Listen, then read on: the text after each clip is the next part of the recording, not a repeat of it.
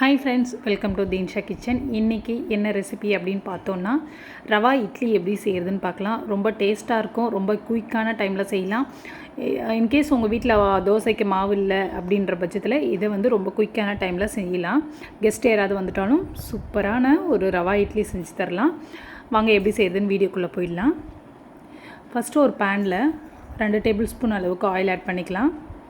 1 table spoon அளவுக்கு கடுகு, 1/2 table spoon அளவுக்கு சீரகம், கடலை பருப்பு 1 டேபிள் ஸ்பூன், உளுந்து பருப்பு 1 டேபிள் ஸ்பூன். இது எல்லாத்தையும் வந்து அந்த எண்ணெயிலே வந்து ப்ரௌனிஷாக வந்து ரோஸ்ட் பண்ணி எடுத்துக்கலாம். இந்த மாதிரி ஃபுல்லுமே வந்து ரோஸ்ட் ஆகிற மாதிரி பார்த்துக்கோங்க. அப்புறமா வந்து பார்த்தோன்னா கருவேப்பிலை வந்து ஆட் பண்ணிக்கிட்டேன். காரத்துக்கு ஏற்ற மாதிரி பச்சை மிளகாய் ஆட் பண்ணிக்கலாம்.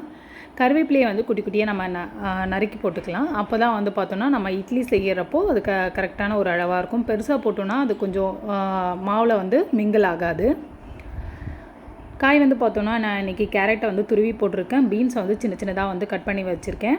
ஸோ இது ரெண்டுத்தையும் மிக்ஸ் பண்ணி நல்லா எண்ணெயிலேயே வந்துட்டு ஹாஃப் பாயில் அளவுக்கு நல்லா வந்து இந்த மாதிரி கிளறி விட்டுக்கலாம். ஸோ பார்த்திங்கன்னா தெரியும், எல்லாம் வந்து காயெலாம் வந்து வெந்து வந்துடுச்சு. இந்த டைமில் 1 கப் அளவுக்கு நான் இன்றைக்கி ரவா எடுத்திருக்கேன். இதையும் வந்து இந்த காயோடைய எண்ணெயோடு சேர்த்து நல்லா மிங்கிள் பண்ணிடலாம். ஸோ இந்த மாதிரி ஃபுல்லுமே வந்து நல்லா கிளறி விட்டுக்கலாம். அதோட ரவாவோட கலர் வந்து நல்லா சேஞ்ச் ஆகிற மாதிரி எண்ணெயோடு சேர்ந்து.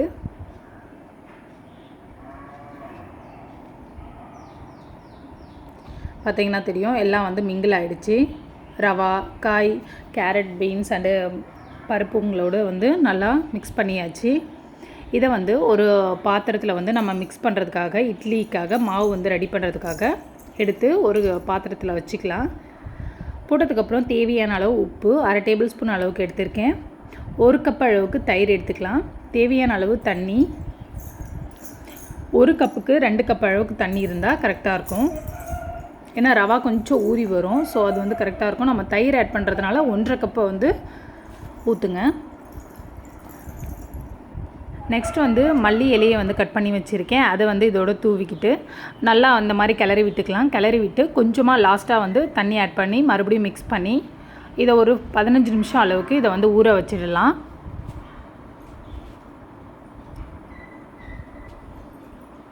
அப்போ தான் வந்து மாவு வந்து எல்லாமே வந்து மிங்கிள் ஆகி இட்லிக்கான மாவு வந்து கரெக்டாக தயாராகும். நெக்ஸ்ட்டு 15 மினிட்ஸ்க்கு அப்புறம் வந்து பார்த்தோன்னா இந்த மாதிரி இட்லி பாத்திரத்தில் எண்ணெய் இல்லைனா நெய் உங்களுக்கு எது விருப்பமோ அந்த மாதிரி எடுத்துகிட்டு இந்த மாதிரி அப்ளை பண்ணிக்கிட்டு நெக்ஸ்ட்டு வந்து பார்த்தோன்னா இதை வந்து இந்த மாதிரி அளவு எடுத்து ஒரு கரண்டி வந்து எல்லாத்துலேயும் வந்து ஊற்றி வச்சுக்கலாம்.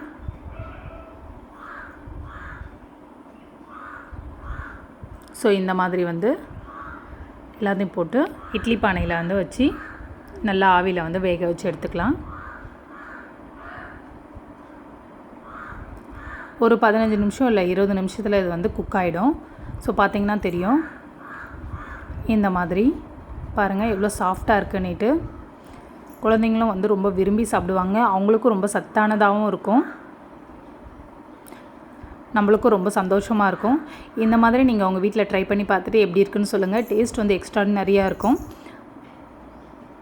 நம்மளோட சேனலை நீங்கள் இப்போ தான் புதுசாக பார்க்குறீங்கன்னா லைக் பண்ணுங்கள், ஷேர் பண்ணுங்கள், மறக்காமல் சப்ஸ்கிரைப் பண்ணுங்கள். நெக்ஸ்ட் வீடியோவில் நான் சந்திக்கிறேன். அது வரைக்கும்